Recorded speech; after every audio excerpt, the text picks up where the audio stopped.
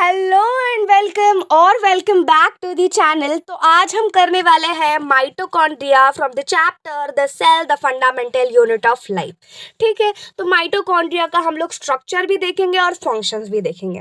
लेकिन सबसे पहले माइटोकॉन्ड्रिया, ये जो वर्ड है ना, ये वर्ड ही प्लूरल है।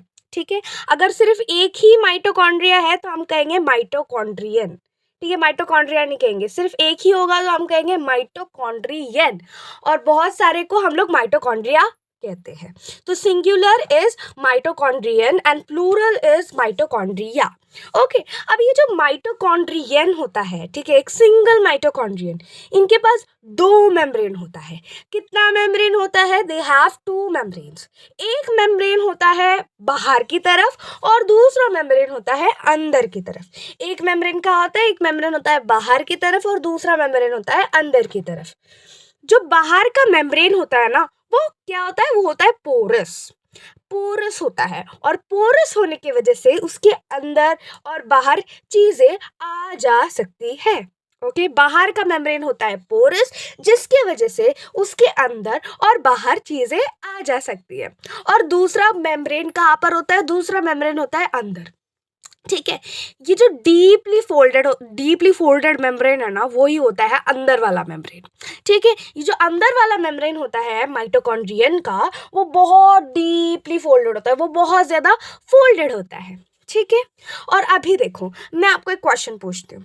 मुझे बताओ कि लाइक अंदर का मेम्ब्रेन का सरफेस एरिया ज्यादा बड़ा होगा क्या बाहर के मेम्ब्रेन का?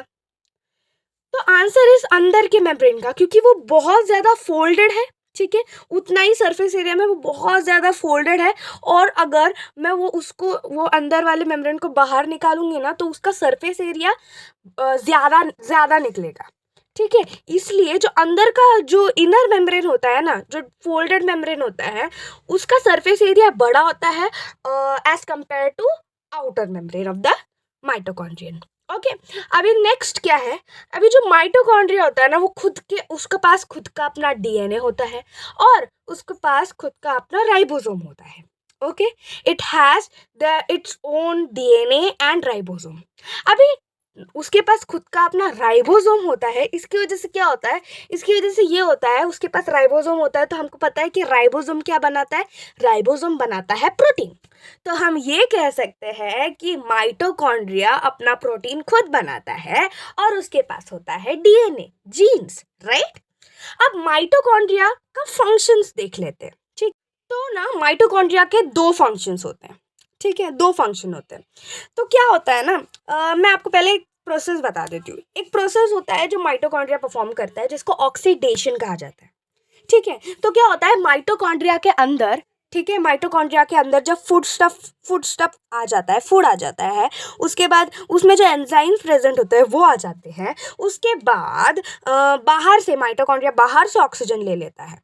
ठीक है, बाहर से ऑक्सीजन ले लेता है, उसके बाद एंजाइम्स और फूड, ये सब मिलकर क्या हो जाता है? ऑक्सीडेशन परफॉर्म करता है माइटोकॉन्ड्रिया। ठीक है, ऑक्सीडेशन एक प्रोसेस होता है, वो परफॉर्म करता है। और उसके बाद ऑक्सीडेशन के बाद क्या होता है?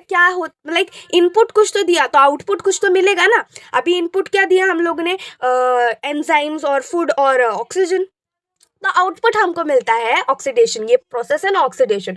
उसके बाद हमको आउटपुट क्या मिलेगा? आउटपुट हमको ये मिलेगा, हमको मिलेगा कार्बन डाइऑक्साइड, हमको मिलेगा वाटर और हमको मिलेगी एनर्जी। ओके, हमको क्या मिलेगा? कार्बन डाइऑक्साइड मिलेगा, वाटर मिलेगा और एनर्जी मिलेगा। अब मैं आपको बताती हूँ माइटोकॉन्ड्रियन के दो फंक्शन।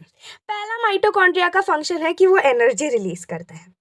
ठीक है, पहला माइटोकॉन्ड्रिया का फंक्शन क्या है? वो रिलीज करता है एनर्जी। ओके, अब वो एनर्जी कैसे रिलीज करता है? वो एनर्जी रिलीज करता है in the form of ATP. ठीक है, in the form of ATP. ATP के फॉर्म में माइटोकॉन्ड्रिया एनर्जी रिलीज करता है। और ये जो एटीपी के फॉर्म में जो माइटोकॉन्ड्रिया है उसने एनर्जी रिलीज की है, वो जो होता है वो क्या करता है? बहुत सारी केमिकल एक्टिविटीज करने में हेल्प करता है। लाइक एनर्जी क्यों चाहिए हम लोगों को? एक्टिविटीज परफॉर्म करने के लिए एनर्जी चाहिए ना। तो माइटोकॉन्ड्रिया जो एनर्जी रिलीज करता है एटीपी के फॉर्म में, ठीक है, वो केमिकल एक्टिविटीज करने में, मैकेनिकल वर्क करने में, ठीक है, न्यू केमिकल कंपाउंड्स बनाने में स्टोर होता है। ठीक है, समझ गए? इसलिए हम माइटोकॉन्ड्रिया को ना power house of the cell भी कहते हैं। क्यों? क्योंकि माइटोकॉन्ड्रिया में ऑक्सीडेशन होता है और ऑक्सीडेशन की वजह से एनर्जी रिलीज होती है, पावर आती है। एनर्जी से क्या हो जाएगी? पावर आ जाएगी ना। इसलिए माइटोकॉन्ड्रिया को कहा गया है power house of the cell, कि यहाँ से हमको पावर मिली है, यहाँ से हमको एनर्जी मिली है। माइटोकॉन्ड्रिया हमारा पावर हाउस है, यानी कि यहाँ पर एनर्जी, ये एनर्जी का घर है, यहाँ से हमको एनर्जी मिलती है। ओके।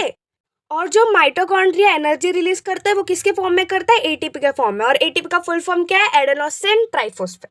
अभी दूसरा फंक्शन क्या है? दूसरा फंक्शन बहुत सिंपल है।